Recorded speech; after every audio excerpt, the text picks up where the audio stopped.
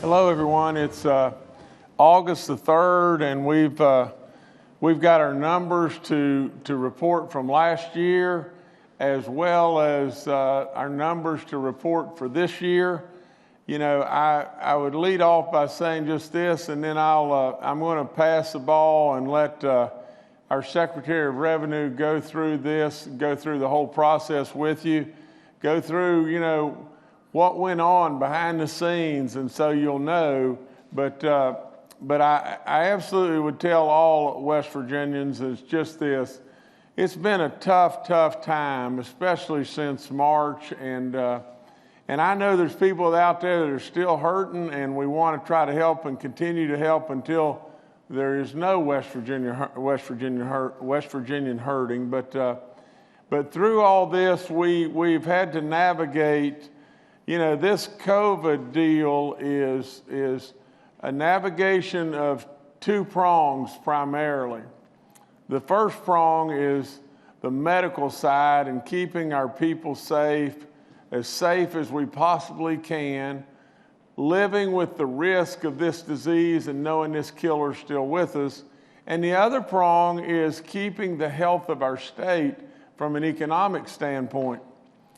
They're entirely different, but at the same time, they are absolutely one and the same, because we don't want to come through this and then end up with such a mess that people are laid off from their jobs and services cut and everything under the sun. And so we've got to watch both ends of the store here. And so at this time, you know, I would like to first and foremost thank you. You have done amazingly, West Virginia. That's all there is to it. You continue to absolutely do it. You're the envy of the nation in many ways.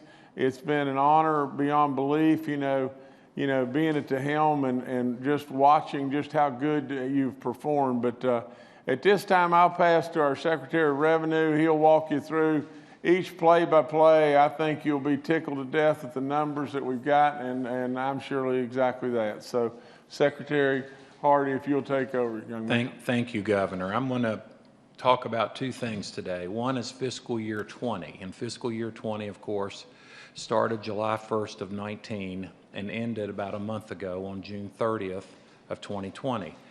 Then I'm going to talk, of course, about fiscal year 21, which is the fiscal year that we just started, which we have finished our first month, which would be July of 2020.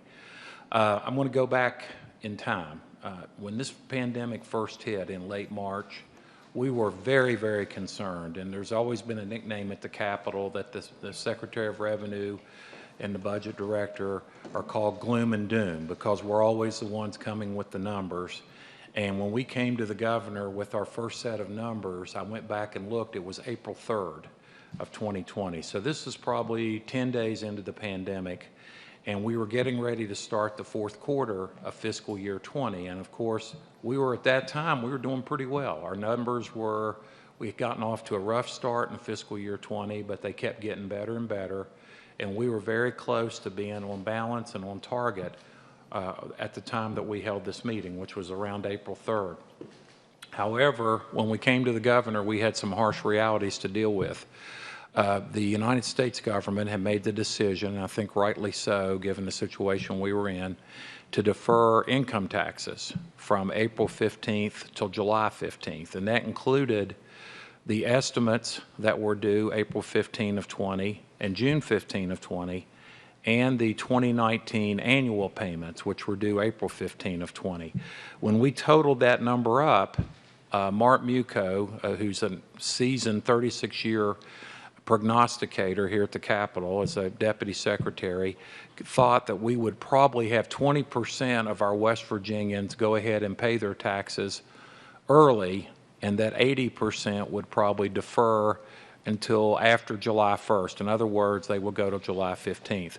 When we calculated that number, that led us to believe that we would have a $300 million immediate hole in our budget, which is very substantial because our budget is about $4.6 billion, so it's $300 million in one quarter. Then Mark also did an analysis of three of our other big revenue streams. One was the consumer sales tax, and he was of the belief at that time that the consumer sales tax would probably drop about $69 million. The income tax withholdings, due to employment layoffs, et cetera, would reduce by $85 million, and our severance tax payments would reduce by $39 million. So we were looking at almost $500 million in immediate revenue reduction in the period of April 1 to June 30th. So that would have put, of course, the state into a near crisis situation immediately. We talked to the governor, and we decided that from that day forward, we would be meeting with the governor at least 5 days a week. And we had a standing meeting every day between 4 and 4:30, 5 days a week. And then a lot of times we would meet on weekends as well to start talking about how we could go forward without putting the state into a financial crisis. Some other things that we suggested to the governor that were suggested, but he opted obviously to tell us that those were bad ideas at the time. We raised the question of whether we should go to the rainy day fund. Of course, that has an effect on the state's financial security and our bond ratings. We talked about whether we should slow down income tax refunds. The governor told us under no circumstances should we do that. We should continue to keep our tax refunds going out on time. And we raised the issue of whether we needed to lay off state employees. And the governor said, under no circumstance do I want us to start laying off employees. Let's work and see if we can come up with a telework plan and a plan where we can keep our employees safe, yet at the same time, they'll have the opportunity to continue working and paying taxes. And then, of course, we talked about whether there might be a need of a session of the legislature, and the governor concluded that if we needed to do that, if we got in a situation where we had to do that, he would certainly entertain that as an option. But he wanted us to try to come up with other ways and ideas on how we could get to the goal, which was to finish the fiscal year of June 30th. At that time, we told the governor, it was April 3rd, we told the governor that we were going to run out of cash by May 10th. So we were looking at a period of May 10th to June 30th where we did not have cash flow to run state government. He told us to go back and try to come up with ideas and ways that we could play chess and not checkers with our state finances and determine how we could get across the finish line. So we came up with several, and we had multiple meetings. One was we looked at the fact that the federal government had raised the Medicaid match rate for West Virginia. They'd raised it from about 76% to about 81%. So we could see that that was going to generate relief to our Medicaid fund. And from that, we were able to reach over and start systematically but carefully with a plan, taking funds from the Medicaid surplus that we had in the budget, but knowing it would be replenished as the fiscal year moved on. We understood the CARES Act. The CARES Act was passed on March 27th, and we were told, grasp the CARES Act, put a team together on how to capitalize what we can draw down from the CARES Act, and we did that. We put together a team from the National Guard under the governor's direction, and we studied the CARES Act and learned that we could go back to March 1st and we could capture from the CARES Act funding to reimburse the state of West Virginia for many of the expenses that we were incurring in the CARES Act. And we ended up tallying up about $100 million worth of expenses.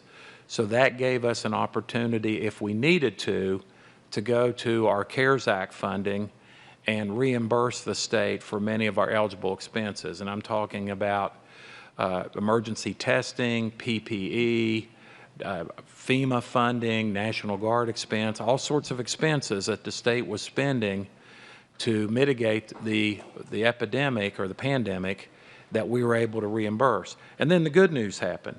The governor did tell us all along, and frankly I was a little skeptical, that the federal government, that he had been talking to the president, and that the federal government was going to start helping West Virginia and all the other states with many of these stimulus programs. And of course, one of them was the unemployment program that added $600 a week to the unemployment funds for West Virginia. And for those that had reduced work hours or were unfortunate enough to be laid off, that we would start seeing the economy even out by receiving many of these funds. So we were skeptical. This was the first part of April, and we walked out wondering whether the governor was right or wrong, but we found out that he was right, because as we got into May, our numbers started to brighten and get better, and we were able to systematically draw down the Medicaid funds, yet knowing that we would replenish those funds, and we did do that. The Medicaid fund has $171 million in it today, so we were able to replenish that. We were able to draw down, increase revenue. Many of the things that we thought were not going to happen, or that were going to happen, did not happen. In other words, consumer sales tax did better than we thought. Severance tax did better, and we were surprised by that.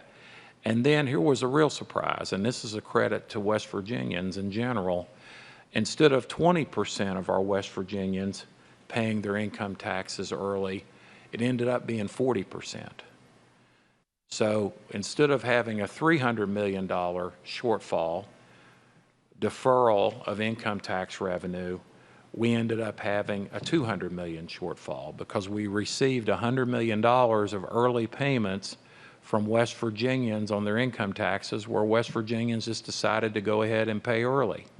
And that made a world of difference. And when we added that up, we closed fiscal year 20 yesterday, actually on August 1st, on Saturday, and we went from projecting $492 million short to a $28 million surplus. And I'm proud to report to the governor and the state of West Virginia that we ended fiscal year 20, as I said, $28 million surplus, which by state law, half of that surplus goes to the rainy day fund, and then $8 million will be unappropriated and available to the governor and the legislature. And the legislature, in its wisdom in our state budget, appropriated the remaining $6 million to the Milton Flood Wall project. So we have crossed the finish line on fiscal year 20, and it was borderline miraculous where we started on April 3rd and where we ended up yesterday, because we actually closed the books for fiscal year 20 yesterday. However, lots of work to do, because way back in April and May, we had to project what's fiscal year 21 going to look like. We knew by mid-May that the pandemic was going to continue and that it was going to affect fiscal year 21.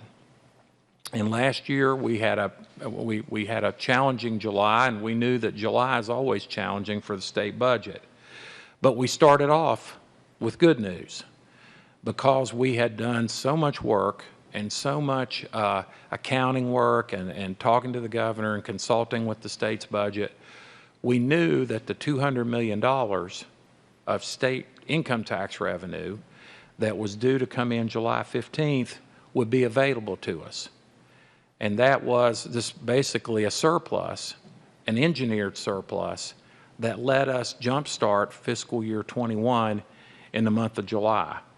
Then we got a real surprise. The consumer sales tax in July just blew off the roof. It was up 11.6% compared to July of 19. So here we are in a pandemic, but our consumer sales tax went up 11.6% since last July. When you added that up, and then you added the $200 million, we are sitting on, as of July 31st, a $243.9 million cash surplus as of July 31st of 20. And again, that's about $200 million in deferred income tax revenue that we did not commit. We got through fiscal year 20 without using that money, plus about $44 million above our July estimate. And we had raised our July estimate back in early June, and we still came in $44 million ahead.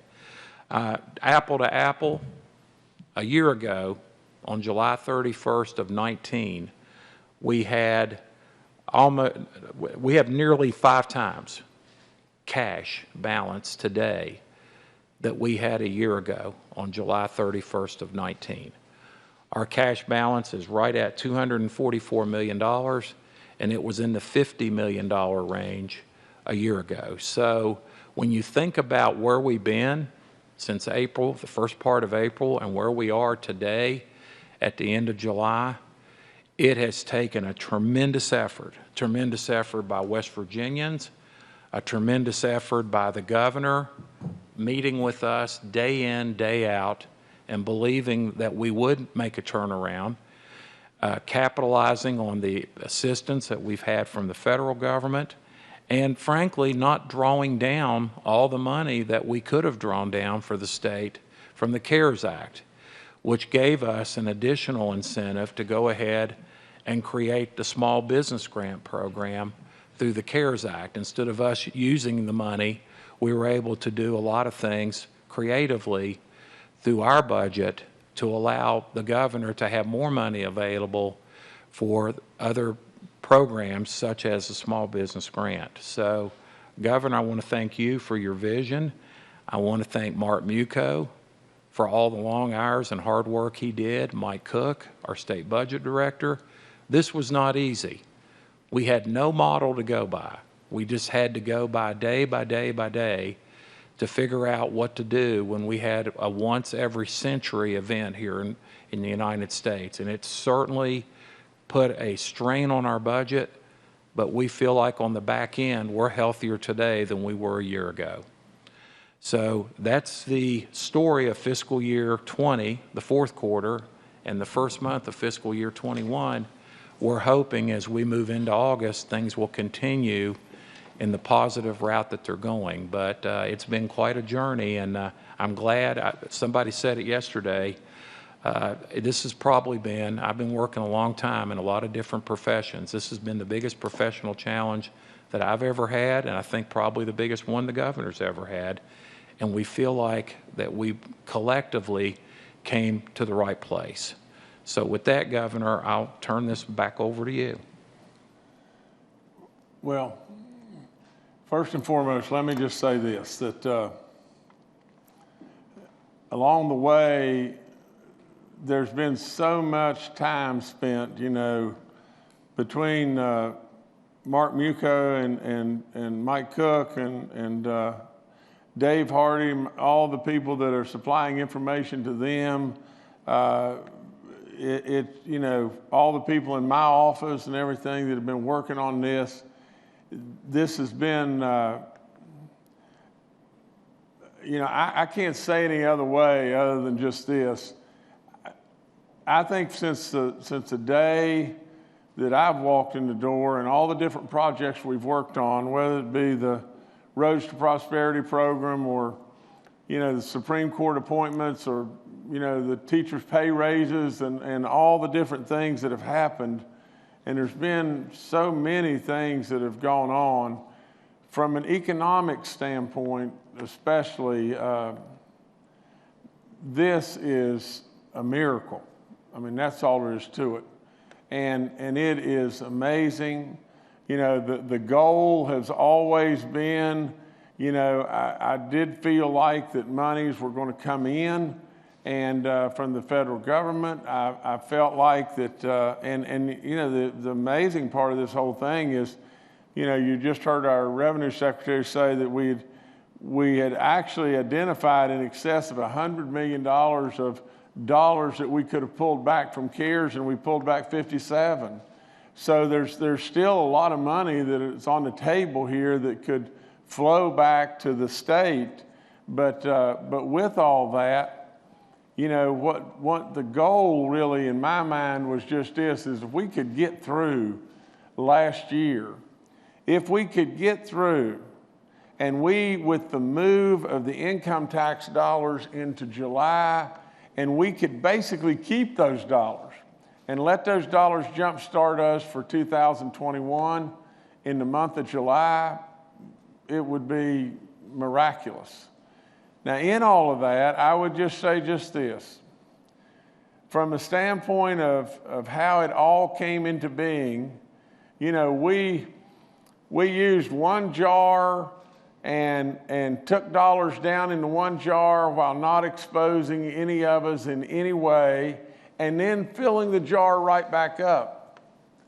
And that's exactly what's happened. And at the end of the day, you see what the numbers are. The state of West Virginia is in profoundly great shape.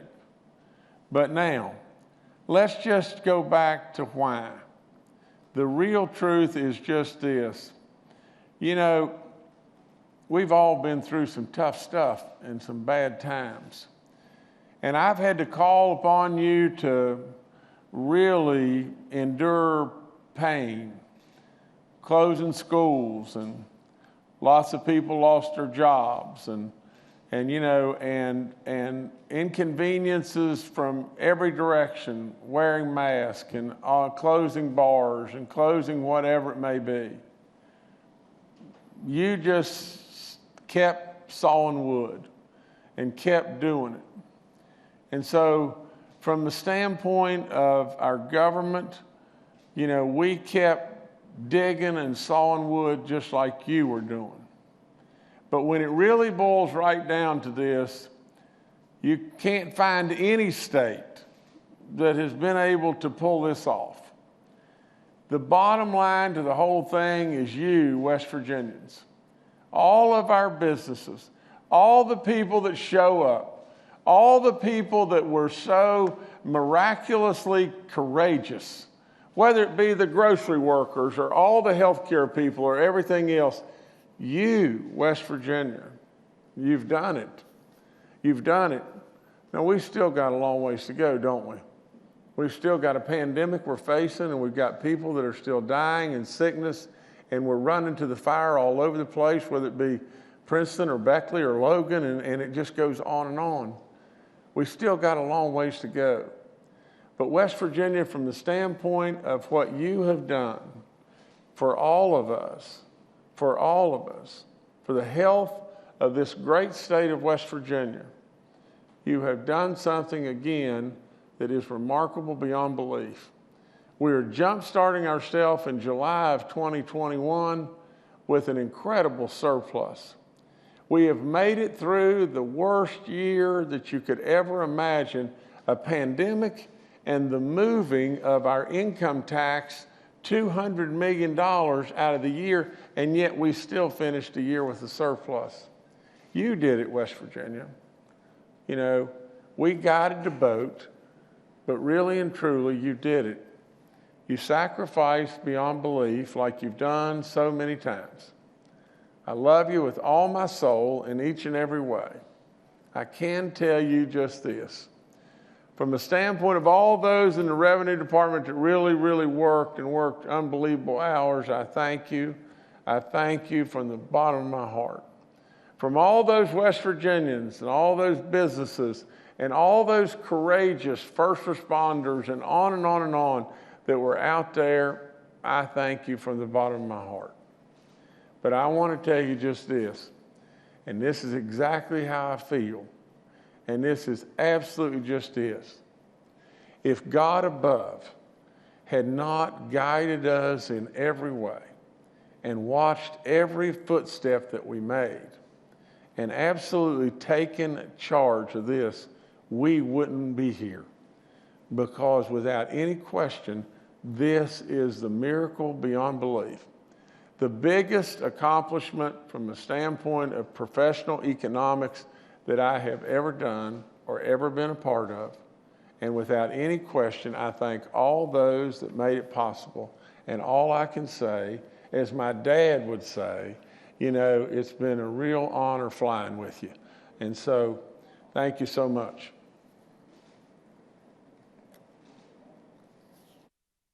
All right, we'll go to media questions now. The first questioner we have today is Brad McElhenney with West Virginia Metro News.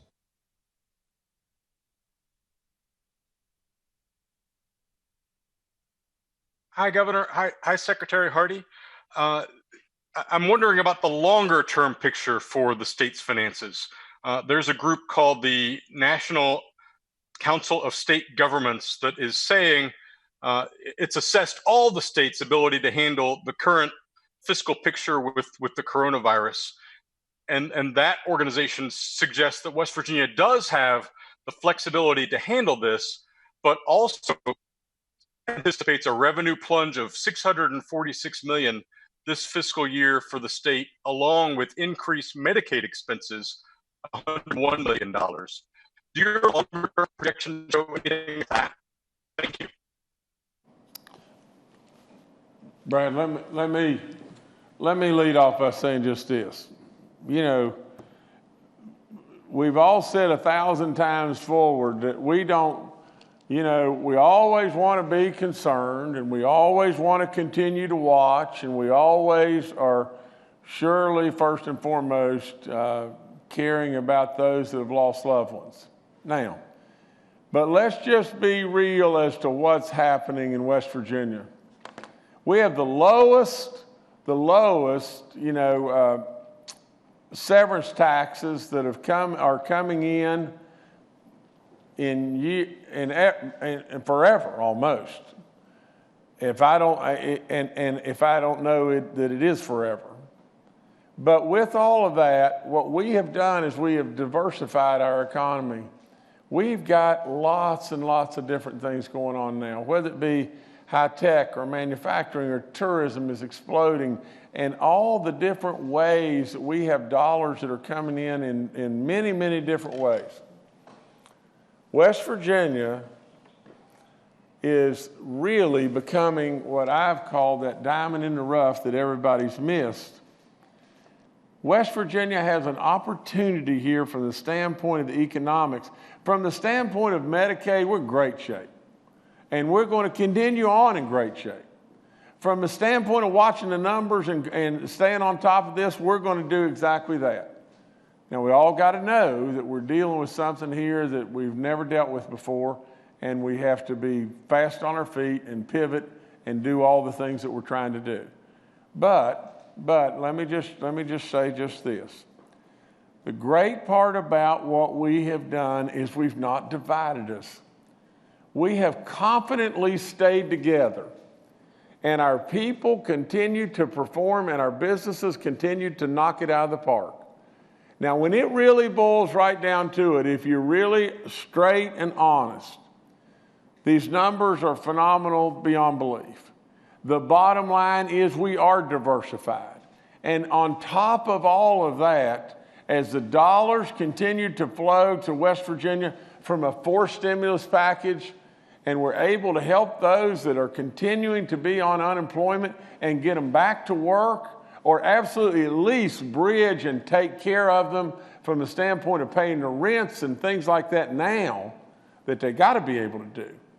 As we do that, you know, we just keep moving in the right way in West Virginia. There is absolutely, without any doubt in my mind, we have the chance. And I have said this from day one. We have the chance of coming out of this in better shape than when we entered this from an economic standpoint. You know, we always have to remember those that we've lost and those that are sick. So we still got a long ways to go, but we got a real shot. And Secretary, if you've got anything to add to that, please do. No, Brad, the numbers that you cited there, our numbers aren't consistent with that projection at all. And I might add, I've been on the phone recently with the bond rating agencies because we have our annual checkup coming with the bond rating agencies here in about 2 weeks. And in a general way, they've been very complimentary of West Virginia and highlighted that we have been able to do very well for our current fiscal year, and including our lottery bonds as well, and that one of the strong reasons why West Virginia has been able to do so well is we've been able to funnel our CARES Act funds appropriately without a lot of controversy, and the governor was able to do that, of course, through the legislation that was passed in West Virginia in 1982. So we don't agree with that projection at all. All right, thank you, Brad. Next, we'll go to Phil Kabler with the Charleston Gazette-Mail. Secretary Hardy, how much of this good financial numbers are propped up by the federal money that's been coming in? By my count, the $1,200 stimulus check is probably in the neighborhood of $1.6 billion, and the $600 a week extra unemployment benefit is probably additional a couple of billion, and of course that expired last week. How much of this economic resurgence is being propped up by these federal dollars? I don't think, Phil, there's a way you can measure exactly how much of it's from the federal dollars versus people working and spending money. I think that we'd all agree that the stimulus money obviously has an effect. It has to, because it's coming into West Virginia like it is the other states. But as far as quantifying the number, it would be impossible to do. I think Mark Muco, and I hate to speak for Mark, but I think Mark's been pleasantly surprised with how well our numbers have been coming in since probably mid-May, and particularly June and July. They've been good numbers. Let me jump in and answer that a little bit too. You know, Phil, here's where we were. You know, and somebody had to make the call, but we were at a crossroads where we were staring a $500 million deficit right in the face, and somebody had to make a call right then. And the call could have been, okay, well, we've got to invade rainy day right now, and we got to lay all kinds of people off, and we got to do this and that, and it could have resulted in an absolutely spiraling, out of control somewhat economy. Somebody had to make a call as to the dollars from the federal side that would come in and how they would play through the economy and really work. You know, I do have the opportunity to talk nonstop to the White House and all the financial people and everything else. I do have a lot of inside baseball information and everything. And the call at that time was, let's not go on high alert yet, because we feel like there's going to be a tremendous amount of dollars that are going to flow into the state. And they did. They did. You know, absolutely without any question, tremendous amount of dollars have flown into the state, whether they be in PPP, whether they be in CARES, whether they be in all the different things, you know, from unemployment to the stimulus checks to on and on and on. But somebody had to make the call. Somebody had to say, I know this is going to happen. And when this happens, things will turn. Now, in addition to that, we had to believe that our economy, you know, if we just had that and nothing else, and our economy was flat on its back, we wouldn't be doing anything close to what we're doing. But what happened was we knew all those dollars were coming, and they did come, and they did help phenomenally. But in addition to that, our economy has just kept percolating and percolating and percolating along. You see, and I've said it so many different times, but we had so many of our businesses classified as essential that we continued to work in this state. And now, what you're seeing happen now is all-time record, you know, sales tax revenues coming in and everything that can reflect in many ways to people continuing to work, plus the fact that people having stimulus dollars. And when you put the whole thing together, voila, look what you got. All right, thanks, Phil. Next, we'll go to Charles Young with WV News. Hi, this is Charles Young with WV News.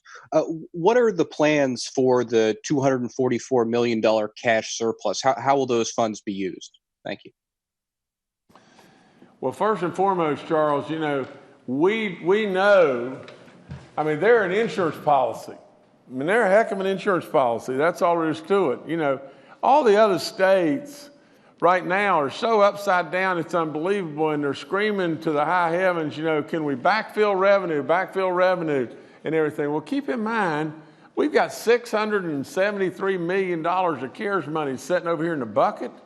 And if they would come through and say, well, on your unemployment, deficits and everything, you're basically loaning money to prop up your unemployment out of the 678 so that we don't have to raise additional taxes or raise taxes on our businesses. And we've avoided that completely, But if they come out and say, we're going to forgive that, those dollars are available to us right off the get-go as well. And there's so many different things we can do, from absolutely just going, making a bigger splash in the pond on broadband to on and on and on. But this $243 million is an insurance policy. We know that in the months ahead, we're going to probably dip down a little bit below estimates and everything. And so we're going to have to draw back from this. But our secretary said it exactly right. This is an engineered surplus. We purposely worked our tails off to be able to keep the $200 million and keep it and start us this way. But what we're going to have to do, we're probably going to draw from this as we go through the year and everything. Hopefully not as much as what we think, but at the end of the day, we don't really know exactly what the rules and the guidelines are going to be in regard to the being able to backfill revenue. I promise you they are going to be relaxed to an incredible degree, and the dollars that you have, you may be able to use, and that would just be more and more and more good times for West Virginia. But in addition, in addition to all that, we don't know what's still to come in this forced surplus. We know one thing, we better get it done quick, because we've got people that are still unemployed, a significant amount of people that are still receiving unemployment benefits, and they need to get those right now. They've got rent, they've got car payments, they've got everything in the world, and they're sitting at home really scared teetotally to death right now. It's not right. We've got to take care of those people. I mean, this is an absolute pandemic, and we have been forced to close. And when you close, you got to lay people off, and we got to take care of those people. That's all there is to it. But Charles, how we're going to draw this down and everything, we hope like crazy that what we're going to do is just go through the year and draw it down very slightly. Then all of a sudden, this is an insurance policy for the first 6 months of the year. That's basically what it is. It was an insurance policy for the first 6 months of the year until December 31. By that time, we felt like the economy would be bounced back and moving. But we're continuing to move, and I'm very hopeful that what we're going to end up doing is maybe not drawing down this significantly, and who knows, we may even increase it. All right, thanks, Charles. Next, we'll go to Steve Adams with Ogden Newspapers. Hey, Steve Adams of Ogden Newspapers here. My question is, I know going into the fall, you had prepared and had asked state agencies to prepare for contingencies for the possibility of a mid-year budget cut, and that was just in a normal budget year. Are we considering or at least preparing for any type of contingency where another scenario like that might be possible? Say we don't get budget backfill in whatever the next coronavirus aid package is, and those revenue numbers come in below. Are we asking our state agencies to come up with scenarios in case that goes on? Thank you. Dave, I'm going to pass to you in just a second. I just want to say just this. I'll say this real quick. Stephen, we always are working with our agencies as to be prepared. Always we're trying to do everything we can possibly do to be prepared. But just like the last go-round, what we did is we said, back in the fall, we said, we started the year out with a $33 million loss in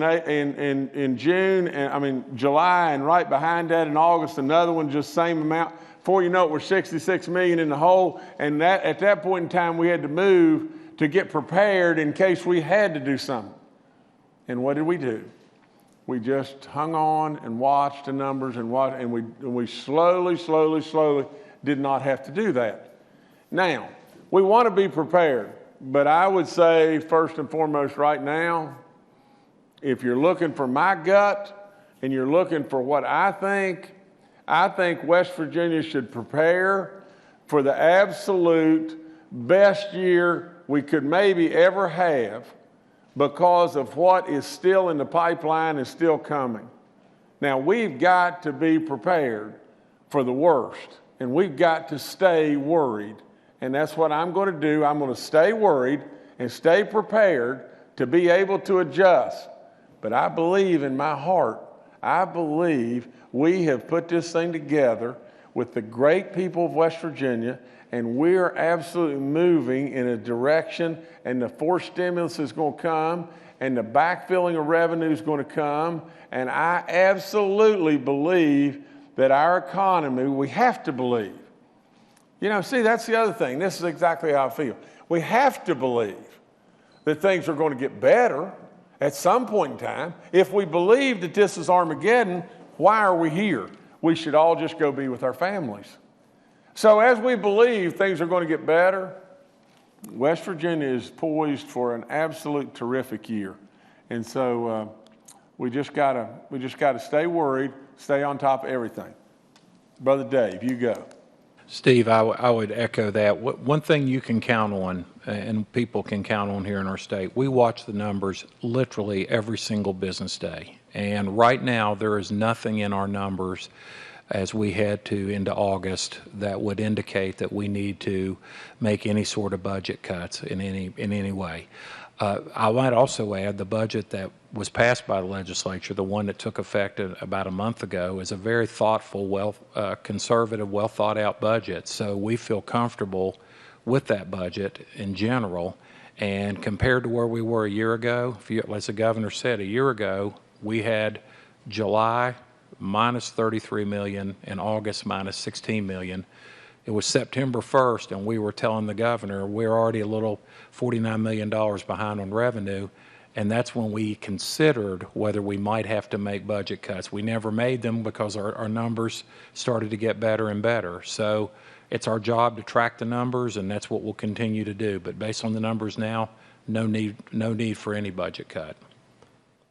And let me say one more thing. Our secretary said something and split the bullseye. Our legislature deserves a ton of credit because they passed a budget that is absolutely fiscally responsible in lots and lots and lots of ways. We passed a budget this year that basically was less than the year before, and but it was, you got to remember, the year before we had all-time record surplus, and we still passed a budget that had almost the echoes of that all-time record surplus in it. So we went up substantially, but we still were really smart. And by we, I mean the legislature, so I congratulate them. Way to go, because you're a big part of all this as well. All right, thank you, Steve. Next, we'll go to Kenny Bass with WCHS. Governor Secretary Hardy, this is Kenny Bass, Channel 8, Fox 11. How much of an impact will the closures and the expected closures of businesses in some sectors of the economic community, say some restaurants, some bars, some entertainment-related venues like movie theaters possibly, that if this thing continues and we still have half capacity, the restrictions the governor has placed for health concerns, if those are still in place and we start to lose these businesses, how much does that chip away? And would it be a significant impact, or would it just be relatively insignificant compared to the entire budget, while certainly significant to those people that would be impacted? Thank you. Kenny, my feelings are just as simple as mud. If we lose one business, it's significant, and it is absolutely significantly impacting. we don't want to lose one business, and we don't want to lose one West Virginian. There's no question in my mind about that. And our government recognizes, the federal government recognizes the businesses that are the most severely impacted. You're going to see some level of additional PPP relief, for those businesses that have had revenues, total revenues of less than 50%. That's coming out and everything. At least I think I've got to qualify everything by saying, I'm not Nancy Pelosi. I'm not, Mitch McConnell. I am not the President of the United States, but all I have is a lot of inside information, and absolutely, we will try every way we possibly can to help all those businesses within our state to try to survive. The federal government has another program that's coming right now that's going to prop things up, and you're right. You're right, Kenny. From the standpoint of our bars, our restaurants, with a limited capacity and all that kind of stuff, for those people sitting and listening to all these good numbers and everything, it's not happy times for maybe all those people. And not only that, I would just tell you just this, that they will affect our numbers as we go forward if we just let them die on the vine, and we're not going to do that.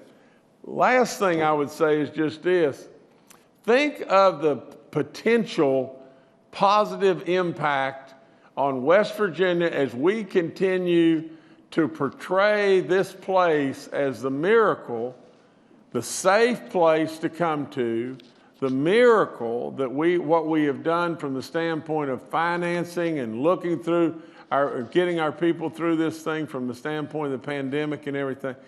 Think of what is happening right today in the real estate market and the housing market in West Virginia right now. It's booming beyond belief. And as we continue to do this kind of stuff, people come. Not only do people come, manufacturing comes, businesses come, startups from their home. As we increase broadband and do all this stuff, West Virginia, you're just moving, you're doing it. You're doing it in every way, and I couldn't be happier. All right, we have one more question. It's from David Beard with the Dominion Post. Hi, my question's relatively simple. I came in a bit late. I wanted to make sure I followed a few numbers correctly.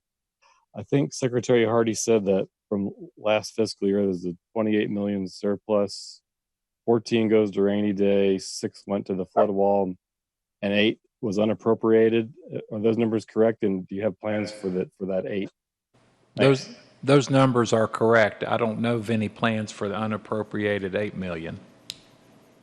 That would be up to the governor and legislature, but those numbers are correct. David, from my standpoint, I would leave that entirely up to the legislature as far as the unappropriated 8 million. I'm fine with anything that they would come up with in regard to that. And the other thing I'm just happy about is the Milton flood wall. It's a needed project. It's an absolute project that we want to fund. The problem is there's always lots of projects you want to fund, and before we know it, something like this, goes over budget, and then it stresses everybody, and it's the first thing that everybody would say, well, we don't need to do that and everything, and that's really and truly what came flying down the pike on that too.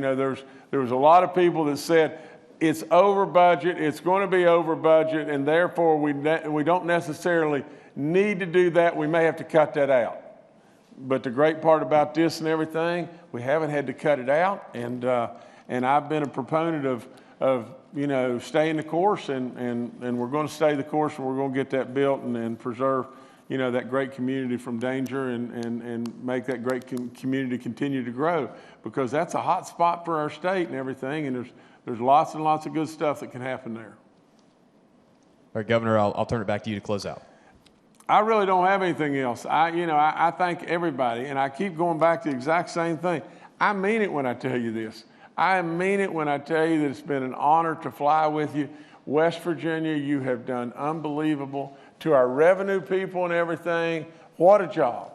what a job, and a lot of stress and a lot of putting up with me hollering and everything else. But what a job. And now we know there's still a lot of unfinished business in front of us. There's still a lot to worry about. I commend our people in every way, but I especially thank you, West Virginia. Great time of day. You are so good. You have just been pushed down in the past, but you are so good. And absolutely, I mean, I could never be more proud of just what West Virginians are doing. And I ask you, please just do one thing. Stop and think about those that are still struggling, those that are unemployed, the people that are really hurting, and especially the families that have lost loved ones. We're going to get through this, West Virginia. You're doing great. Proud of you.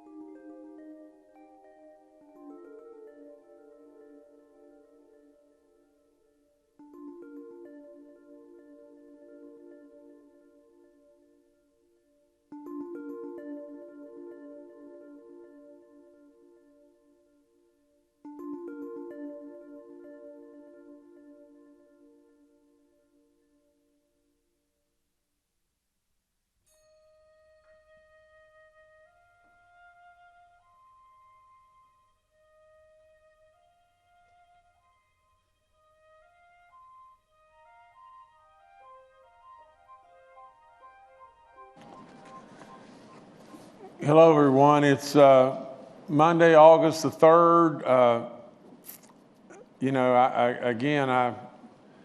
hate like crazy to start off with this, but we've lost another individual. We lost a 79-year-old male in Kanawha County, our 117th death in West Virginia.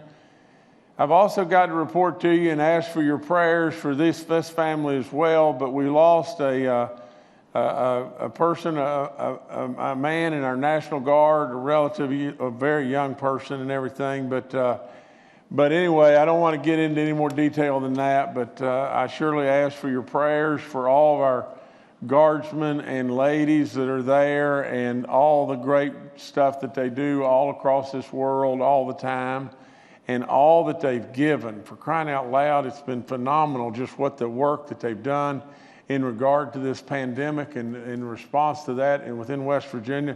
But they've always been here for us, and they always do miraculous work, whether it be, the floods or windstorms or whatever it may be, they're always there. And so please keep this family, in your thoughts and prayers, and as well as all of our guards, men and women. But anyway, and please also remember the person that we lost, that 79-year-old male in Kanawha County, our 117th death, and we should continue to pray for all those 117. As far as our numbers go, I've got two things to report. Surely not the good news is we have now had 239 new positive cases reported over the weekend. We have active cases of 1,938 in West Virginia. That's up from Friday's number. We have another 10% increase in our hospitalizations. I've been telling you that our hospitalizations seem to be going up at a level of about 10%, a day or whatever. Over the weekend on Friday, we had 102. Now we've got 116. In Kanawha County, we now have 312 active cases. That's up from 277 on last Monday. But the biggest concern that I have is just this now. And concerns change because we have to be just that. We've got to be fluid in our thinking and be on top of stuff and continue to try to run to the fire in every direction. The biggest concern and worry that I have right at this moment is the migration of this from the South. Now, I've said it, West Virginia, over and over and over and over. If you look at the counties of Mingo and Mercer and Wyoming, those counties right now we're having real issues with. And we absolutely have got to stay, and gosh knows I said Wyoming, I didn't mean to say that. It's Logan, Mingo, and Mercer counties. But those counties right now we are having a real problem with. Where do they border? They border the southern states. They border this migration. We, no question, have problems with people going to Myrtle Beach per se and coming home, maybe not having symptoms, but having this disease, spreading it. We have those problems. We know we got those problems. But absolutely, I caution all West Virginians, especially now those that are in the South of our state, to absolutely take every possible precaution. This terrible killer is moving from the South, and we see it, and we got to stay on our game. Now, from a good news standpoint, West Virginia now has a total positive cases of 6,800. Actually, it's 6,854. Now, just think about this. The states that surround us, Ohio, we have 6,800. Ohio has 93,000. Kentucky has 31,000. Virginia has 92,000. Maryland has 90,000. And Pennsylvania has 113,590. If you look at that, you'd say, my gosh, West Virginia is unbelievable. It's unbelievable good. but we still lost 117 people, and this situation continues to migrate and come right at us. Now, one of the things we're doing from a proactive standpoint is I have directed the DHHR, working in coordination with Thomas Health, to immediately stand up St. Francis Hospital as a COVID surge hospital. Now, we're doing this as a test run to absolutely be ready in every way. Now, this past April, I directed the DHHR, the National Guard, and FEMA to provide the operational plans needed to prepare this facility as a surge hospital. In April, we made that move to be able to have this hospital as a surge hospital, and we are bringing it up online right now. And I want to especially thank the Thomas Health people for their assistance in offering up this facility for our use during this terrible pandemic. Okay, we've got 3 super hot spots that I know about right now, and there's probably going to be more outbreaks, and as that happens, we need to continue to run in every direction we can possibly run. The Princeton facility now has 31 staff and 33 residents that are positive. They have 19 people that are hospitalized. Absolutely, the Princeton situation is not good. Absolutely, we are running additional staff and doing everything. Dr. Amjad was there over the weekend. You know, our people are staying on top of this to the very, very best of all of our abilities and everything. I'll have a report on that in just a few minutes from our medical team and Secretary Crouch. We're also having an outbreak in the Beckley Appalachian Hospital, or Regional Hospital, and at the Logan Regional General Hospital. Yesterday, you know, and again, all of our people have visited these places, and they're staying right on top of it. Through the weekend, we had 1,000 calls and back and forth with all these people, offering up everything from PPE to anything and everything that we can do. We know this situation is with us. We're absolutely trying in every way we possibly can to be absolutely as proactive as we can be.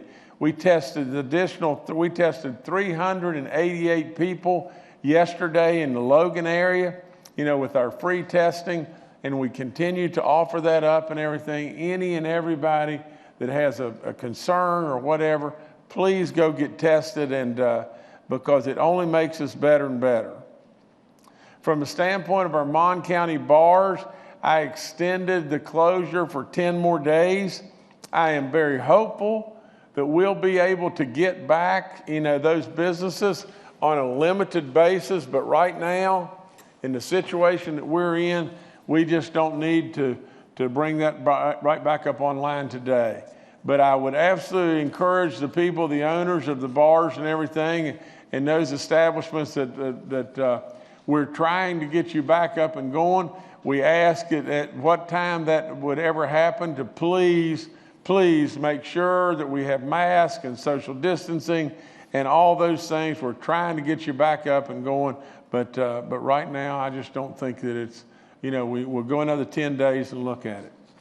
Okay, from the standpoint of our churches, we have now outbreaks reported in 4 churches. That's gone down, that's good. That's Mason, Grant, Logan, and Taylor counties. We have outbreaks that account for 89 cases, and I just continue to urge the same thing. A pew in between you, social distancing, wear mask, wear mask, wear mask. You know, now, while I'm on that, before I go any further on that, I want to just say just this. All across our nation, every health expert, every leader, everybody is saying one thing. We have got to do terrific hygiene and washing our hands. We have got to try every way we possibly can to look out for our elderly and help our neighbors. We absolutely have got to social distance, and we have got to wear our mask. We got to. Nobody likes it, but we got to. And if we don't, it's going to continue to absolutely devastate us in communities. we are going to have to report over and over and over about outbreaks that we have. We're seeing a movement now that this disease is moving into rural areas, areas that maybe we have been a little safer before, and now we're seeing a more of a movement there. Kentucky is covered up with this situation right now. We do not want to become Kentucky. We surely, to God above, don't want to become Florida. You have got, West Virginia, to wear your mask. And I would call upon all of our businesses across our state to please help me in policing your business and try every way you possibly can to see that people are wearing their mask. We don't want to let our guard down there. Please don't let your guard down, West Virginia. And absolutely, if you have someone that has a COPD, problem or whatever it may be, we understand. We understand certain people can't wear a mask because it puts them in more peril. But absolutely, I would tell you just this. If you can't wear a mask and you really legitimately have an issue with doing that from a problem of health, then maybe let someone else run in the store and pick up whatever you need. But we have got to realize the magnitude of what we are addressing here. And so please, please wear your mask. From the small business grants, same thing. We got all kinds of work going on there. It sounds great. We've sent out over 4.4 million. We want to send out 150 million. There's no need to, unless you really want the dollars now, there's no need to rush your application. The application date will stay open until September the 30th, but you must have a vendor number with the state before you can apply. Our people stand ready to talk with you and talk you through this process. Get the money, West Virginians. We really need our small businesses to have this money. You stood with us all through all this tough times and everything. Get the money, West Virginia. All you got to do is apply.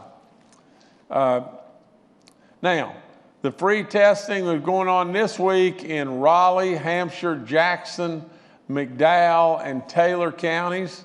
Next week, we'll be in Brooke and Mingo counties. Again, we urge all the residents that have any animosity, any concern, especially those that aren't feeling well, and especially our minorities, come and get tested, West Virginia. It only makes us better. That's all there is to it. As far as our cities and counties on our CARES Act, now get this number. Get this number. Now we have sent out $102 million to our cities and our counties. And we're continuing to do exactly just that. It's 162 cities and counties that have applied so far. We're going to continue to just pump that money out and everything. Continue to apply, and we'll continue to send the money. We've got to follow the guidelines. We've got to follow absolutely what, is the right things that have to be done from the standpoint of the federal government. But just continue to send in your applications, and we'll continue to send out the money. From the summer feeding program, we've got the 696 sites that are up. You've got to absolutely call, if you have a problem or concern, call 211. We'll answer, and we'll direct you to some place where you can go pick up food. We don't need West Virginians hungry anywhere. Now, I remind you again about the census. We need team leaders there. We want team leaders there in every way and everything to be able to make sure that everybody gets counted. The last thing I've got to report to you about is our roads and what's going on there. But we've got road projects, and all this information, will be today. The West Virginia Department of Transportation will be announcing the medical access roads projects, and that's all coming up. And their interactive map will show all these projects. There's projects in all 55 counties, and the DOT coordinated this with the local emergency medical services and the County Office of Emergency Services to vet and prioritize all these projects, and these projects will primarily be going for for paving, for drainage, for slips, for slides, all the different things, that make it difficult for us to be able to travel to emergency condition, in an emergency condition, and all these projects will be announced later today. So West Virginia, you got good things going on. We've still got plenty to worry about. We're going to have to continue to stay light on our feet and move from the standpoint of our numbers. They're not what we want them to be. Our daily rate, if you look at our charts, our daily rate was at 3.18. That's not horrible bad, but it's not as good as it needs to be. We want it under that dotted line. You can see up on top, we're still not separating from the standpoint of active and recovered cases. And down on the bottom, if you'll look at that number, now we are at 2.30. We relaxed all kinds of stuff when that cumulative number went below 3. And now we're at 3.20. West Virginia, don't make this to where we've got to start shutting things down. Our economy in this state's running too good. We just went through a press release on all of that and everything. And a lot of people have done greatness there. And especially you, West Virginia, you have absolutely you have weathered this storm and everything. We've still got a long ways to go, but you've done great stuff, and I thank you. All right, thank you, Governor. Let's now go to Secretary Bill Crouch with the West Virginia DHHR. Good morning, everyone. Let me talk a minute about Standing Up St. Francis. Governor Justice has directed me to work with Thomas Hospital this weekend to make sure St. Francis has been stood up and ready to go as a COVID surge hospital. Initially, that will be 15 beds prepared and ready to go, and that number could increase as needed as we go forward. In April, St. Francis configured 2 floors and added beds and equipment to serve up to 75 coronavirus patients. That number could increase as well if needed. The Surge Hospital is designed to treat coronavirus patients diagnosed at medical facilities across the state who are primarily in need of active short-term care or rehabilitation services. Transfers will be coordinated through DHHR and the Thomas Health Transfer Center. As the governor always says, we're running to the fire. And in this case, we're running to the fire before there's a fire. We're trying to make sure that we have a backup plan in place to know everything is in place as needed as we move forward. The governor's office, DHHR, the West Virginia National Guard, Federal Emergency Management Agency, and the Army Corps of Engineers assisted in the operational plans needed to prepare St. Francis Hospital to be a surge hospital. If and when St. Francis begins to accept patients, there will be no visitors, but they will provide iPads to allow for scheduled televideo visits. Temperature checks will be done on all individuals entering the facility. All patients arriving must wear a face mask. And you may refer to thomashealth.org for additional information. I want to thank Dan Laufer and Thomas Health System for their efforts and their partnership in this pandemic.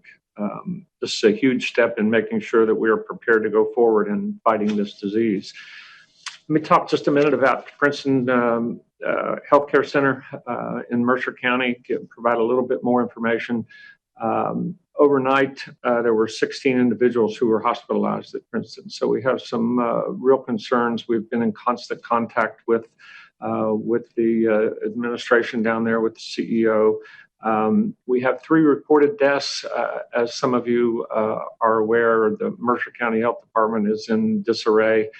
We have been in contact with them over the weekend, and Dr. Amjad has made herself available to provide any assistance that might be needed in Mercer County as a result of the changes down there. We have 3 reported deaths, but again, those deaths are reported through the local health department. So we're trying to confirm additional deaths through the health department. We have asked our epidemiologists at the state to provide assistance directly to Princeton Healthcare Center, since we're having and everyone's having difficulty at this point with the changes in the Mercer County Health Department. So they will be working directly with the facility. Dr. Amjad actually visited Princeton Healthcare Center yesterday, made a trip down there. We had telemedicine conference with individuals from West Virginia University, so we want to thank them for their assistance. The National Guard is providing PPE training and airflow studies in the facility, so we're trying to make sure they have adequate PPE and that we look at any possible mitigation efforts that are possible. I've talked about working together and everyone being part of fighting this pandemic. And we have the private sector and our universities stepping up to provide assistance. I was in contact with one of the private operators in West Virginia, who has offered to step up in one of the hospital chains and provide assistance as well. We'll hear more about that later, I'm sure. But I want to thank them for what they're doing. And again, thank the Healthcare Association of West Virginia, who is always cooperative and a great partner in this pandemic. So with that, we will keep you informed. We're trying to provide everything we can provide that Princeton might need to get through this pandemic. They've done a good job trying to protect their patients, but we have an outbreak there that is very serious, and so we're all working together to try to fight that. So thank you very much. Great, thank you, Secretary. Next, we'll go to Dr. Clay Marsh, our coronavirus czar. Good morning. As the governor said, that if you look at our statistics, it's sort of a mixed set of data. And let me just start with saying that Dr. Birx, who works with the White House Coronavirus Task Force,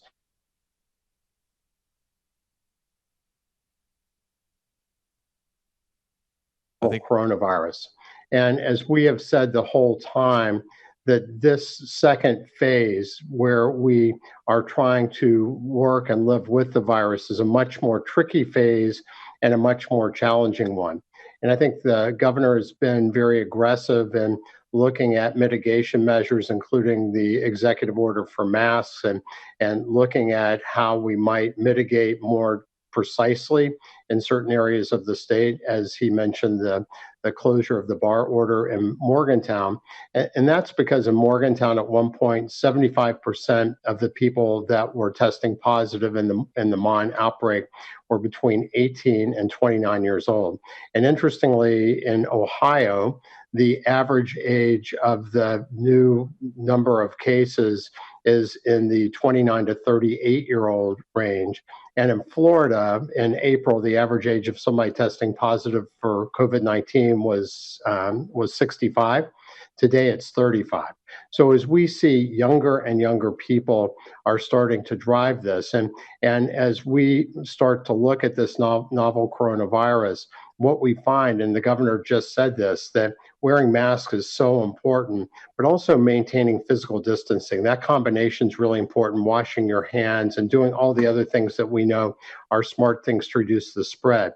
The scary thing is that we are learning that there may be longer-term complications of COVID-19 in certain people, and I think articulated last week in a small study from Germany, about 80% of people that had coronavirus about 2.5 months previous showed changes of their heart on heart magnetic resonance imaging, really sophisticated imaging tests.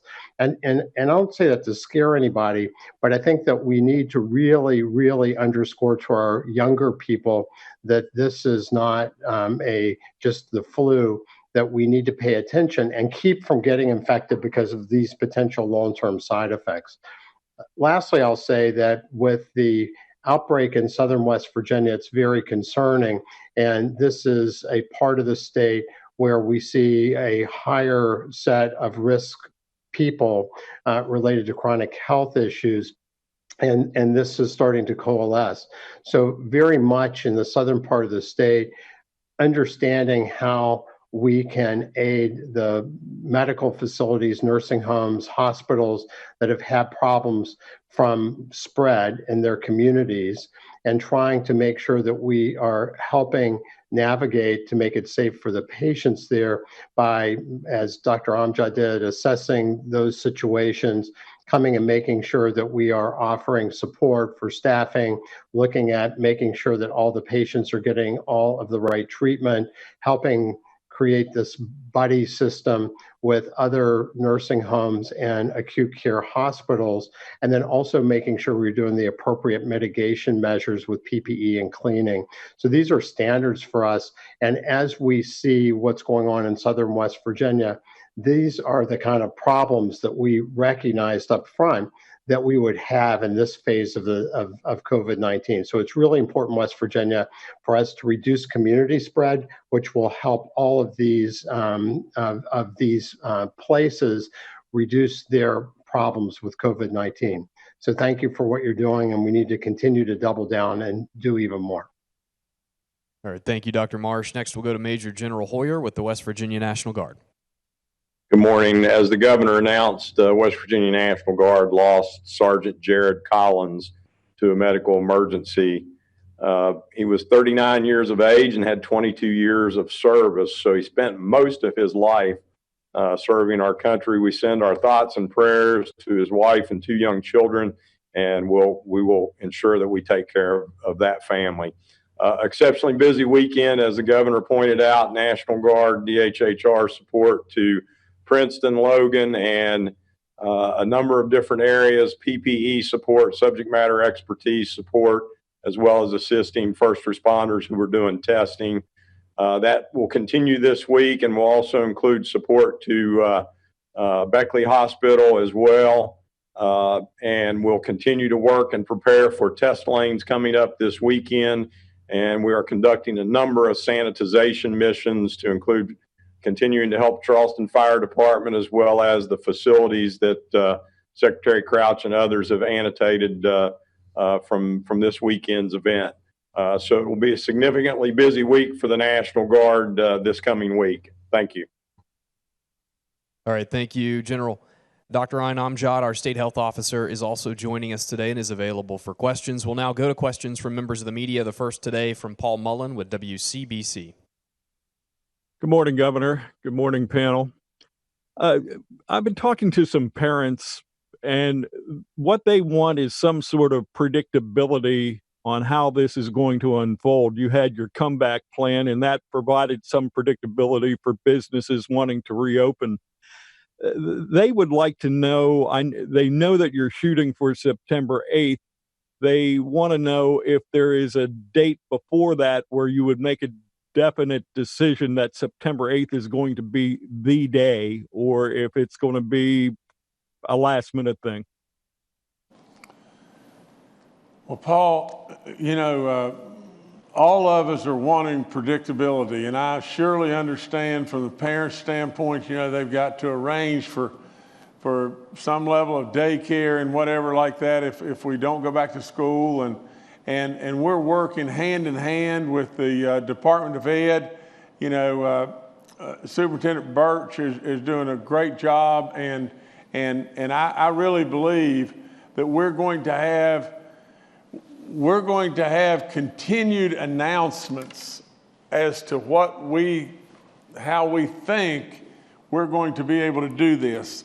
I'm going to bring you an announcement on Wednesday that is very significant in regard to this, but it is not yet complete, and I've got some more work that I've got to do with the Department of Ed, and some other players that are in it as well.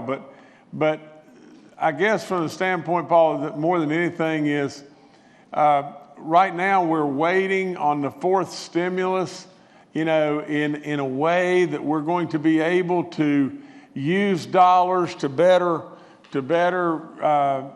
make it safer for us to be able to go back to school. There's stuff that's happening nonstop and everything, but I surely understand the need to have some level of guidance and some level of real plan. I am really, really hopeful that we can go back to school, but at the same time, I am completely respectful of everybody's feelings, and absolutely everyone should know I have said it over and over. You know, as much as I love all those that are involved, no one is going to pressure me on this. And until I am absolutely, positively certain to the best of all of our abilities that we can keep our kids and our teachers and our service personnel safe and everything, it's, you know, it's still an open-ended situation. And so we've just got to bide our time for just a little while, especially till we see what this forced stimulus thing is about from the U.S. government, because I think they're going to pump into this, you know, at least 105 and as much as maybe $150 billion into some way making our schools and places even safer. So as soon as we know all the pieces of the puzzle, we'll be letting everybody know as soon as we possibly can. All right, thank you, Paul. Next, we'll go to Taylor Stuck with the Herald-Dispatch. Hi, it's Taylor with the Herald-Dispatch. Do you, Governor, or any of your health experts have any more information about the outbreak at Logan General Hospital and maybe what the cause of that was and if any more people have been identified? Well, we've had bunches of people at the site, but I think our health experts, you know, can give us a whole lot more detail on that. You know, I've been on the phone 1,000 times with everybody from, you know, in talking about Logan all weekend. But anyway, if Dr. Amjad, or, you know, maybe you'd like to speak about this, or Secretary Krause start us on this, and General Hoyer, you can jump in too. Would you like to take this one? Sure, Taylor. From some of our epi data for Logan Regional Hospital, some of it does go back to travel history, and that is what most of our state is seeing. That's why we're talking about travel history being very important.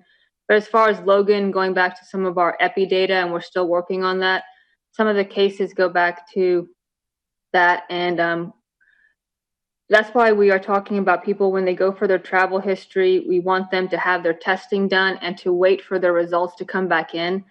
But that being said, you know, the question goes back to time lag and the test results, but we want to encourage people to wait for those, or to wait for their symptoms to be, you know, abated. But Logan, we're looking at that as well as some of the staff and as well as some patient data, but it's still very into history. We're still looking into that. So some of that will have to come back, but travel related is that, some patients as well as staff. So it's multifactorial as far as Logan goes right now. And this is Bill Crouch. You may not have seen this yet. We had a report this morning that there are 22 staff that have tested positive and 5 patients positive at Logan Regional Medical Center. I was on the phone with the CEO 2 or 3 times this weekend.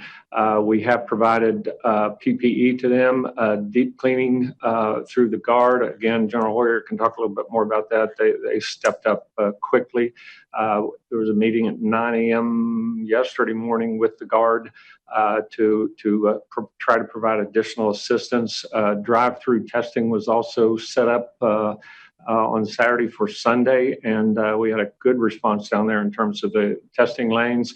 We're also testing some of the nursing homes and assisted living facilities down there as well to make sure that we, again, any positives that we can identify, any positives that are down there. So we're trying to tackle this this county outbreak. It's not just the hospital. There is an outbreak in Logan County that we're moving to tackle as quickly as possible here. So, General Hoyer, you probably have more information on that. So, National Guard in support of DHHR and the hospital, the lines of effort that we're supporting are subject matter expertise support related to both PPE use as well as providing PPE from the stockpile that the governor directed us to maintain. In addition, working with Dr. Amjad and her staff related to additional regional epidemiology support, as well as areas like airflow and other sanitization needs within the hospital. The hospital leadership has brought in some additional infectious disease support as well, and will continue to support first responders who are doing the testing support in the county, as well as analyzing and supporting the nursing home facilities that Secretary Crouch pointed out Again, all in an effort to mitigate additional spread of the virus. All right, thank you, Taylor. Next, we'll go to Kenny Bass with WCHS and Fox 11. Hi, this is Kenny Bass with Channel 8 and Fox 11. I'm wondering if we could get an update now that the small business grants have been sending out money according to what you guys said last week. How many businesses have actually received funds, and what kind of totals are you talking about? $150 million that the governor allocated. So is there an update on the number of businesses which have actually gotten a check cut? How many have applied? How many have been processed? And how much money has been dispersed? Thank you very much. Okay, Kenny, maybe I can answer that. As of just the other day, when we were here, there'd been right at 2,000 apply. We have predicted that we had a total within the state of about 32,000 of these potential applicants. And that's how we established the 150 million. The other day, I think we had a little in excess of 2,000 or right around 2,000 apply. We have now awarded $4.4 million so far to 881 applicants. And we're working that just as fast as we get the applications in. But just like the cities and everything, it took a little while for everybody to get everything up to snuff and really start really moving. But now the cities have received in excess of $100 million, and our counties. And we're probably stumbling a little bit from the standpoint of people struggling on how to apply and everything. But we've got 4.4 million in the pipeline that have been awarded to 881 applicants, and I do know that we've gotten in excess of 2,000. I don't know the numbers beyond that. All right, thanks, Kenny. Next, we'll go to Steve Adams with Ogden Newspapers. Yeah, Steve Adams of Ogden Newspapers. Dr. Marsh, could you talk a little bit more about the rural aspect? Obviously, Dr. Burks has hit on that real heavy in her comments, talking about how vulnerable rural areas are going to probably be starting now. You talked a little bit about that in your remarks, but I was wondering if you could elaborate a little bit more on that. Thank you. Dr. Marsh, go. Okay, thanks, Governor. So, as the pandemic starts, and this is what we saw from Asia, from China, it really emanated across Europe to the eastern side of the United States, and then across the Pacific Ocean to the western part of the United States. And we see, as would be expected, the most highly connected, more cosmopolitan areas where there's a lot of travel, a lot of business, a lot of movement, big hubs in our travel environment, New York City, San Francisco, et cetera. As the disease spreads, and at one point in the eastern part of the country, about 75% of all of the cases were genetically tracked back to New York City, then people start to pick it up as they travel back and forth. And Google follows cell phone data and looks at mobility based on cell phone data. And we have been very, very mobile over the past few months.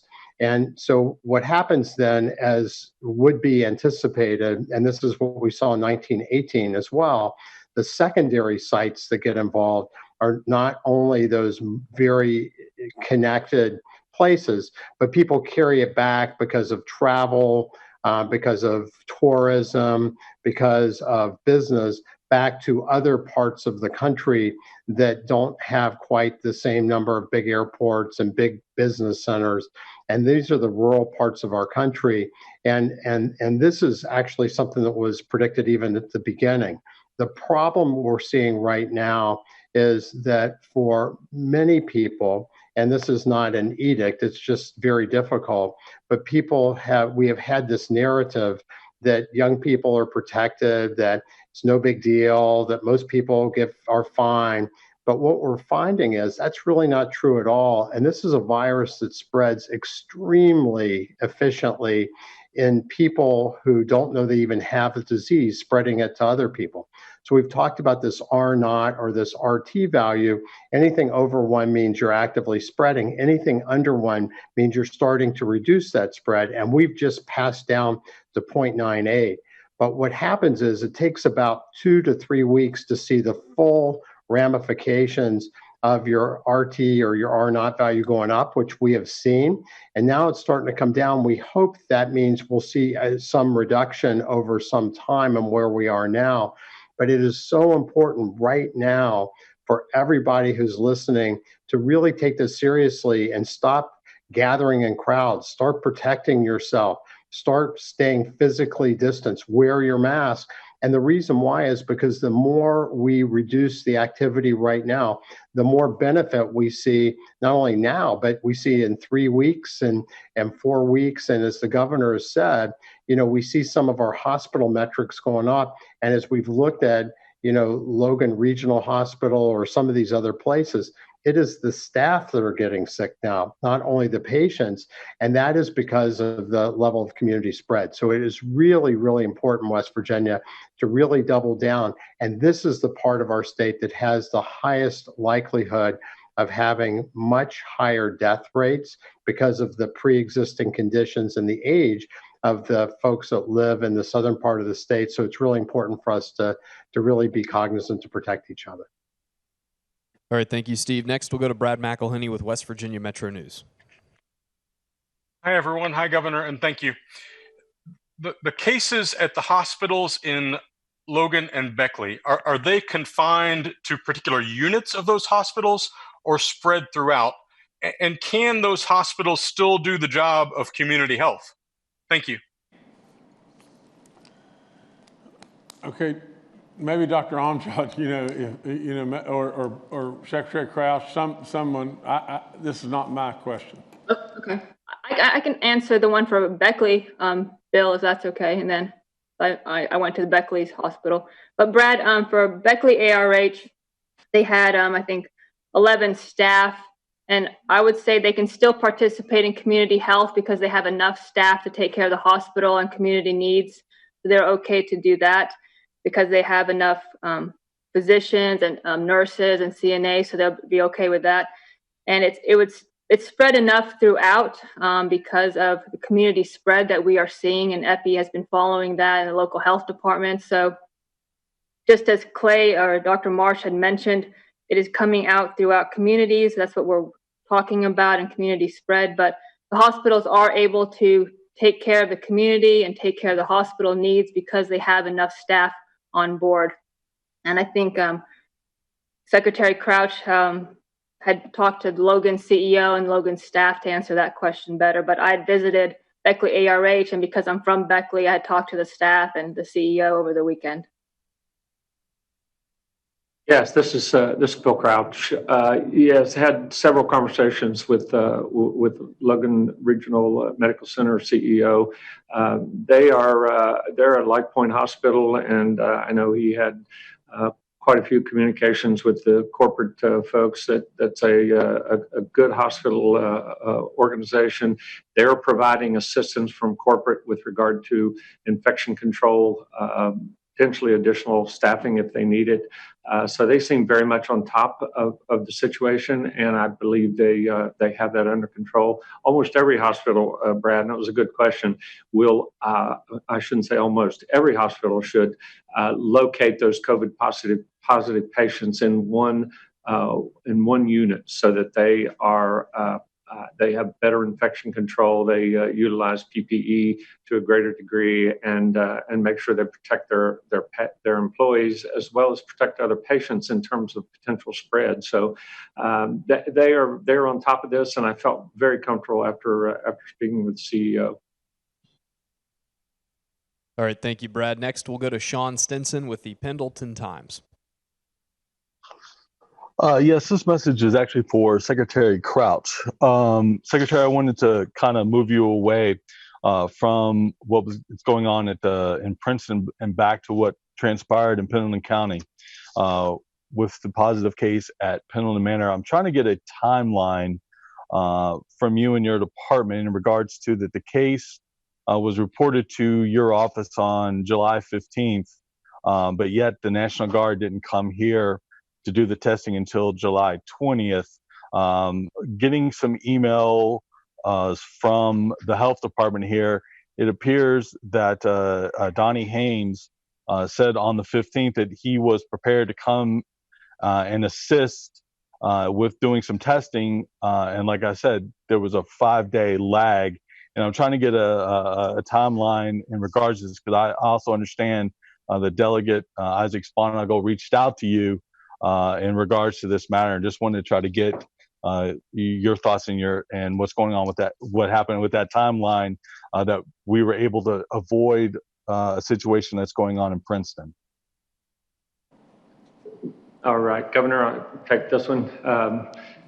Sean, thank you for the question. And first of all, I need to apologize. Delegate Sponagle did reach out, and we actually have some notes. I don't have those in front of me. I apologize for not getting back to you on that. Let me give you, to the best of my recollection, what that was. And I believe that was a late Wednesday. We got that notice. On Thursday, we contacted laboratory, and Donnie Haynes is our incident commander for Health Command, and is very good at making sure that we get back to folks usually the same day with regard to those requests. And my understanding is he did contact laboratory that we use frequently here in Charleston. That laboratory contacted, and there was also contact directly with the nursing home, as I recall. The laboratory contacted the, I'm sorry, not nursing home. Yes, Pendleton Nursing Home, not the health department. So there was contact back. They agreed to overnight tests to Pendleton facility. And for some reason, those tests did not get overnighted. They went by land or something, or got lost. I don't know the reason they didn't get there, but they didn't get there. My understanding was the contact with the governor's office Sunday morning, and that's when I learned of it. That's the first the governor learned of it, that those tests had not gotten there. We then immediately, I called General Hoyer. I think the governor got immediately on the phone with General Hoyer and said, go take tests to Pendleton. So that time frame in terms of not getting back to them, I think everybody thought those test kits would be there Friday and they could test. They did not make it Friday. When we learned they did not get there, we sent tests through with the Guard. The Guard did the testing. We told Pendleton to keep the tests that had been overnighted, which got there either Sunday evening or Monday morning. So they had plenty of test kits at that point. The Guard carried those tests back, and we got those. We tried to expedite those through the system. So the other thing we did to make sure that didn't happen again, or doesn't happen again, is to put in place a mechanism where if test kits are sent and are supposed to be received at a certain date, we place a follow-up call now with the facility to make sure that those test kits did arrive. So I hope that helps. Again, I should have gotten back to you sooner, and I apologize on that. All right, thank you, Sean. Next, we'll go to Charles Young with WV News. Hi, this is Charles Young with WV News. Given the fact that we're seeing about a 10% increase in our hospitalizations a day, do we have a projected date at which we'll reach capacity, and how does the opening of St. Francis impact that? Thank you. Okay, Dr. Marsh or somebody answer that other than I. Sure, I'm happy to take that. Thanks for the question. So we have a substantial amount of capacity that is existing within our ICUs, our hospitals, and our number of mechanical ventilators. I think that the issue is, as we look at COVID admissions, both in the hospital and the ICU versus total admissions, our hospitals have really activated again to catch up on what people didn't have done during the initial phase of the COVID pandemic.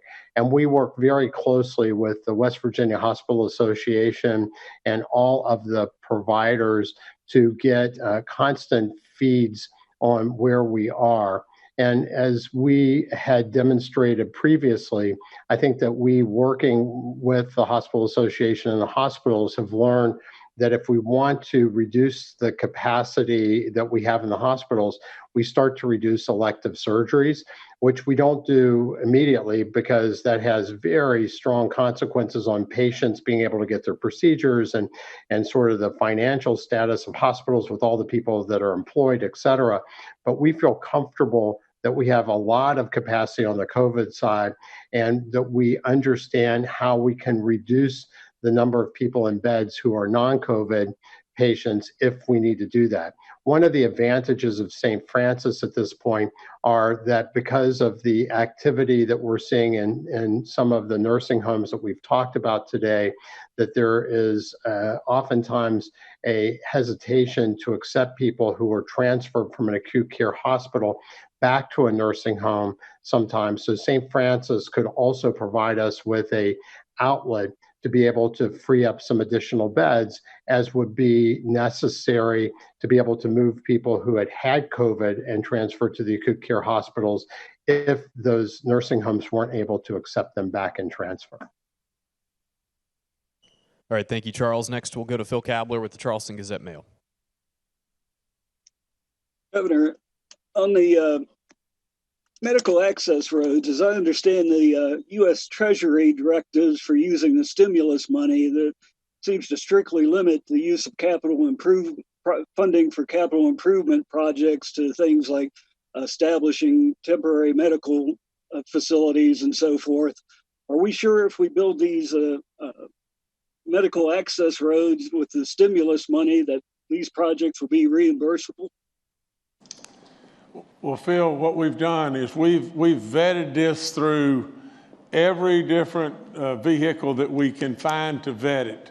But keep in mind this, there was 3 pots of dollars that are out there that the highway people found. One of the pots was in the Roads to Prosperity, and another pot was in, I don't really recall exactly what it was. But there was a total of $132 million. And the last 50 of the $132 million was the CARES dollars and all of these projects that made it more accessible to medical facilities for our people. Those are the projects that are going up on the screen and everything. But at the same time, I've got to have confidence in our people. We have checked this, and checked this as to how we can use these funds in regard to this from the standpoint of the medical emergency stuff and everything that we're doing. On the other hand, Phil, I would just say just this, and this is coming. This is just plain coming. You're going to see such a relaxing of the dollars that you have from the standpoint of the potential backfilling, that I absolutely feel 100% confident that, that the vetting of all this, is good that we did, but it really won't be to the magnitude of the necessity as we go forward. All right, thank you, Phil. Last question today is from David Beard with the Dominion Post. Hi, the Mon County bar closure extends through the August 13th, and WVU move-in starts 2 days later on the 15th, and then classes start on the 26th. So you've got this perfect springboard for a new outbreak, but it's also kind of a perfect example of having to weigh public health against economics. So what kind of numbers do you need to pretty much just cross your fingers and reopen them and hope for the best rather than just keep the things closed for the whole semester? David, I can assure you that, again, this balancing of the whole thing from the standpoint of the economics, I mean, if you're one of those businesses and everything, this is just killing your business and everything. I get that. And from the standpoint of the convenience and everything to our people and everything, our people, for the most part, want this. We're watching the numbers. I'm listening to the health experts in every way. We surely have an issue right at the moment that would not condone, in my opinion, reopening today. But at the same time, I do feel confident that we'll be able to get back and reopen, and we'll have to just be better than we were before. But we're watching those numbers, and you've got to admit, wearing the mask and closing those bars had an impact on those numbers in Mon County. And if we hadn't have done that and everything, it may have really, really gotten away from us. And so we're watching it, and I'm wanting to get them back open as soon as we possibly can. It's just that right at this moment and everything, I don't think it'd be the thing to do. All right, thanks, David. Governor, I'll turn it back to you. I would just close with just this.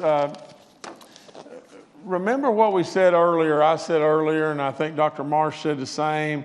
We're having the biggest concern that I have today is what's going on in our southern counties, because this thing is migrating from the south to us. Now, we're evaluating right now the travel requirements of our people, from the standpoint of should we move to a situation to where if you go out of state, you go to Myrtle Beach, wherever it may be, you come back into state, we have got to have you quarantine yourself, test yourself, and make sure that you stay quarantined until the test results come back. We have not made that mandatory yet, but that's surely on the table right now. And it's on the table because what we're having here is community outbreaks that we absolutely, this is like a can of night crawlers. When you think you've got them all in the can, you turn around and look, and a whole bunch of them have already crawled out of the can, and you've got different things in different spots because somebody was traveling out of state. They came back, they didn't know they had it, they've given it to 14 people over here and 3 people over here. Just think about this just for a second. We have got 100 positive cases in Logan County. 100. Now, Logan County's population surely is not that significant as far as the total population of this state. We got 100. It is absolutely ridiculous to have 100 cases in Logan County. And if you've listened to our health experts, a significant, if not the majority, of all of this is driven by Myrtle Beach, out-of-state travel. So we're looking at it. We're going to have to either the numbers are going to have to start coming back our way, or we're going to have to start posing more restrictions on those that travel out of state and then come back. And the last thing I'd say is just this. From the very get-go, from the very, very beginning of this whole thing, Dr. Marsh and I have sat together, and the number one thing that he said to me over and over is, Governor, do you realize that we are in a transformational situation in which our doctors and nurses can get sick, and if we lose them, we will be decades before we'll be able to replace that level of care within our state. Now, today, as I make myself notes as people go ahead and talk, today we are very concerned about staff, whether they may be at the nursing homes or in our hospitals, that are getting sick. And as we lose those people, or those people are sick, we can't cover for the others. So I just say this to you. We've got our PPE, we're in good shape. We were really, really, really concerned about that in the beginning, and all that's good. But absolutely, we have got to keep our health care workers and our staff at these places and everything. We've got to protect them, because we can't take care of our people if we don't have our doctors, we don't have our nursing home staff, we don't have our nurses. We've got to really protect them. So we got a problem. A lot of states would say, you don't have a problem in West Virginia, the numbers are great, but they're not good enough for me. And so let's just keep working at it, West Virginia, and say a bunch of prayers, and we'll just keep moving forward. Thank you so much.